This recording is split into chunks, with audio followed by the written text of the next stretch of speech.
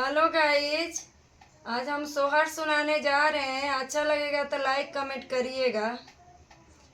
कोशिला के राम जी जनम ले जनमी भूइया लोटले हो ललना के कई के परेला कारत राम जी जनम ले राम जी जनम ले चार सखिया बोली गवैते चारो सखी जवैते हो ललना रंथ जोतले आवली के कया रानी राम